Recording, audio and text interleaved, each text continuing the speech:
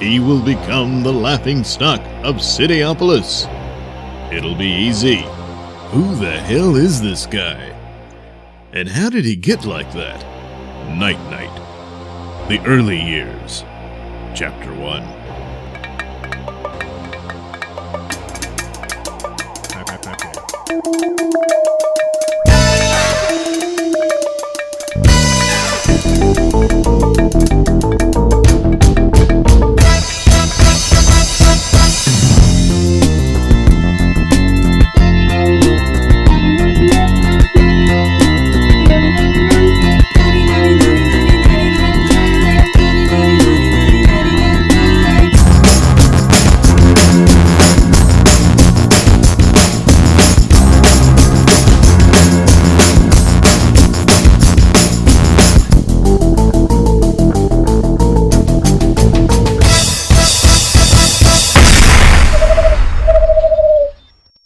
It all began on that fateful day at the penthouse home of billionaire Playboy subscriber Lyle Richmond and owner of the Club Night National Nightclub franchise. Hello? Mr. Lyle Richmond? Yes, that's me. We're sorry to disturb you. I'm Detective Charles Wetwin and my partner here, Detective Lafferty. It appears your wife may have aided an inmate's escape from Statesville Pen this morning. What? That's crazy. My God. She must have been kidnapped by this man. No, that's not going to work. You see, this prison security cam footage we've got here on my phone, as you can see, clearly shows your wife taking it up the hoop from convicted cat burglar Thomas Katz. No, this can't be. So, based on this evidence, we're going with the idea that she was a willing accomplice in Mr. Katz's escape. No. So, what we need from you is to immediately contact us if you learn of her whereabouts. You could just call us, or just if you hear from her, let us. Yeah, look, here's my card. I'm going to leave it here on this table. And if you think of anything or you hear from her, well, let us know. Okay. No, Rosie. Oh, Rose, how could you do this to me? No. She was clearly seduced and manipulated by criminal scum. Yes, the world of crime did this to me. I cannot allow this to go unavenged. As God is my witness, I will, I'll do something as soon as I figure it out. But mark my words, I will do something as soon as I figure it out. Well, anyway, 6 weeks later, we find Lieutenant Charles Wetwin traveling to work on a rainy, crowded street in Cityopolis. Oh, man, I hate this crappy city. Oh, jeez. Not that I'm in any hurry to get to work. God, Lord, the corruption there. It's like the muggers don't rob you, the cops will. And not only do I have to put up with that, but I gotta start my day off with my wife rolling over in bed and letting loose a gigantic pregnant fart. God, nothing's worse than a pregnant fart. Oh, man. And the idea of raising another child in this city, it's enough to make me want to barf. Oh, well, at least things can't possibly get any worse. Meanwhile, high above Cityopolis skyline, on a private jet, Lyle Richmond returns home after spending time abroad, unsuccessfully trying to recover his wife. It's good to be back. I love my city. And once he disembarks at the airport, Lyle Richmond is greeted by members of the press. Mr. Richmond, we're here to find any leads on your fugitive estranged ex-wife. Law enforcement been any help at all in trying to locate your estranged wife? Mr. Richmond, any truth in the rumors that you've given up on your wife and are now dating Taylor Swift? Yeah, in Taylor's dreams. Well, Wiener, it seems Lyle Richmond is still the same self-centered rich brat everyone in Cityopolis remembers. Thank you, Sally. Charges against Commissioner Lowell Lee have been dropped. D.A. Bent said he had no choice due to the disappearance of a key witness. I'm Winnie One Care. More news after this. And later at the offices of Club Night. Welcome back, man. Thank you, Smedley. Well, guess I'll make out a guest list for your homecoming party. No, Smedley. Tonight, I must feast upon the fruits of revenge. Say what? Later that night, we again find Detective Charles Wetwin in a car with his partner, Ned Lafferty. Seems the press here gives Cityopolis police a hard time on suspected police brutality. Police brutality, my ass! What does that paper know anyway? Up yours, pig! What? God damn it, take a look at that. A little snot-nosed punk shooting us the ride. You see, when you have a breakdown in respect for law enforcement, you can't maintain civilization. Hey, you little shit! Let's see how you handle being shot by my ride! Ow! Oh no! There's a hole in my shirt. Yeah. Sure taught him a thing or two. He might die. Well, then maybe it'll be a permanent lesson. Now, what was I talking about? Police brutality?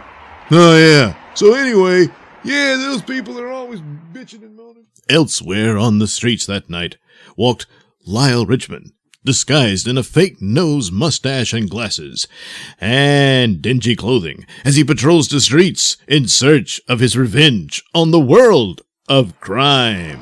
My plan is working perfectly. I, Lyle Richmond, shall rid this city of its trash.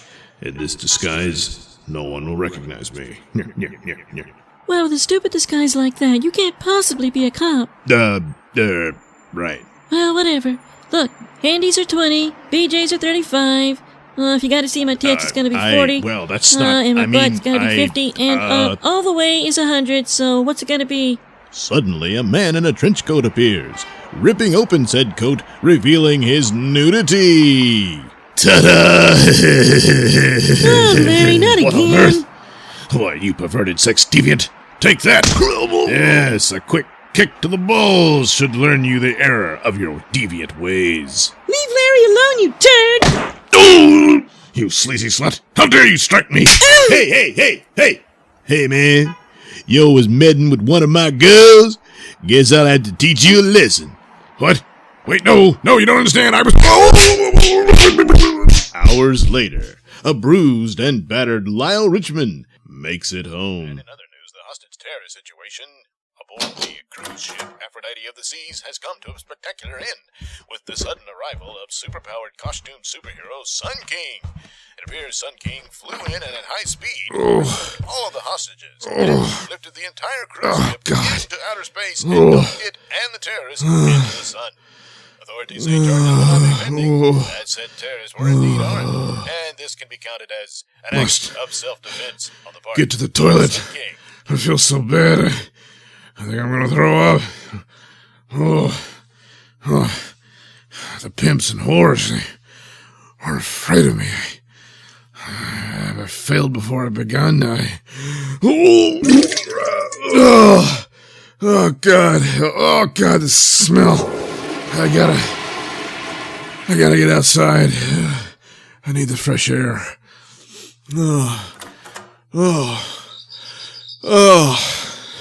Jeez. What was I thinking? Why is the world against me? What's this all about? Why did this happen to me? Why? What? Some bird flew overhead and shit on me! Wait, of course, a creature of the night. That's it! I must become a knight of the night! Out to slay the dark dragon of crime! And about 1 week later... Hey, what's this old storeroom door doing open? What? It sounds like someone down there. I better go see what's going on. All right, I don't know who you is down there, but I'm gonna call the cops on your ass if you don't what? Oh. No, Smedley, it's me. why are you dressed up like that? I mean, why are you wearing pantyhose and a cape? It's the attire of my new identity, Smedley. The identity of Night, as I must now pursue vengeance upon the world of crime that so ruthlessly ripped out my heart when it stole the only woman I've ever loved. Yeah, but why are you wearing pantyhose and a cape?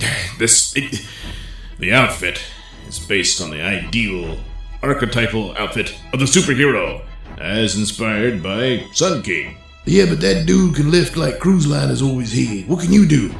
Well, I've got this belt with these crescent-shaped throwing discs and throwing stars. See? Pretty cool, huh? No, not really. Never mind, Smedley. Don't wait up, as I must pursue crime wherever I find it and bring it to justice. Wish me luck, Smedley. Yeah, you're gonna need a lot more than that. And so thus begins Night-Night's first crusade as he leaps from one rooftop to another all throughout the city in search of crime anywhere. And he finds nothing. So the next night he does it again, and still nothing. A couple of weeks later, and that particular night, finally he spots a man breaking and entering into an apartment. And it looks to be he's stealing a TV set. Thus, Night-Night has found his first target. This TV sure looks nice, but it'll look even better in my apartment. Hold it right there, vile villain. What? A grown man, dressed head and toes, in pantyhose. I think you'd better think again about that TV set, lest you attempt the wrath of Night. What? My plan is working. This fool is obviously hysterical with fear. Now, criminal, you'll pay for your many crimes. Eat this! Suddenly, the criminal tosses the TV into the head of Night-Night.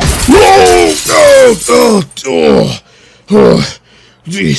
Oh no, he's headed down below the fire escape and breaking into another apartment. Man, oh man, somebody must have left the door unlocked at the loony bin. Got to act fast. Surprise! Oh no! I'm falling! No, gotta grab him by the foot. I can't let him fall. I'm no killer. I must be above such acts. Help! Pull me up, fat ass! Come on! Oops! Oh, well, nobody's perfect. And thus begins Night-Night's crime-fighting crusade. And soon, stories begin to circulate all throughout the city of a mysterious costumed vigilante.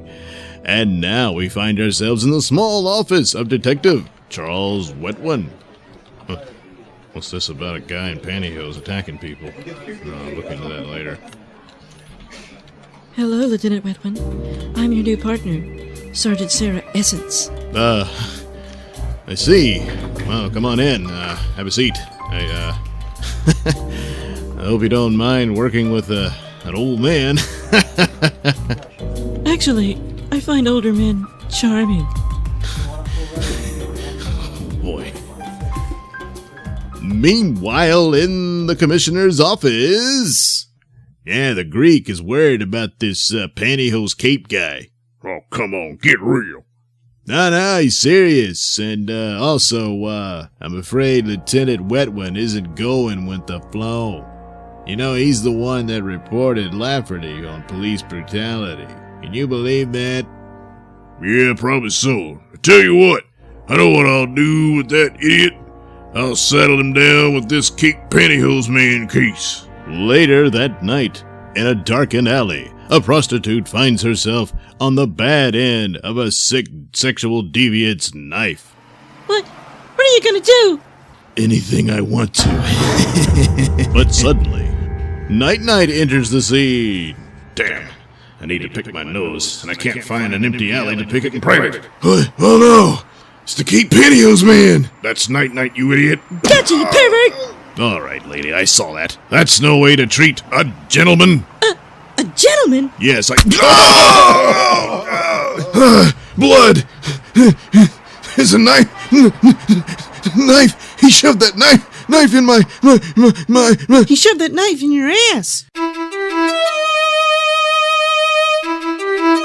And later, down the block in the small, dingy apartment of the prostitute from the alley, said prostitute has treated Night-Night's wounds.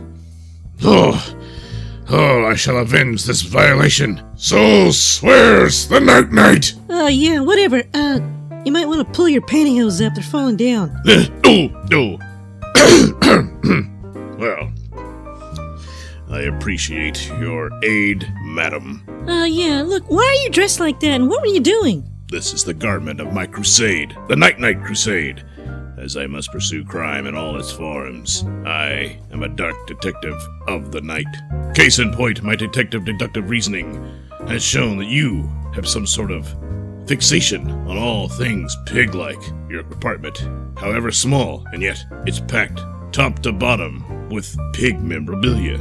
Pig figurines, pig artwork, pig paintings, chairs in the shape of pigs. Why, even the toilet lid is in the shape of a pig's head.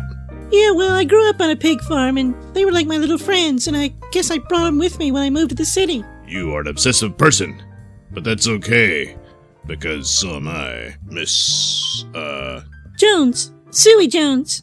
And thus, Chapter 1 of Night-Night, The Early Years, comes to a close. Tune in next week for Chapter 2.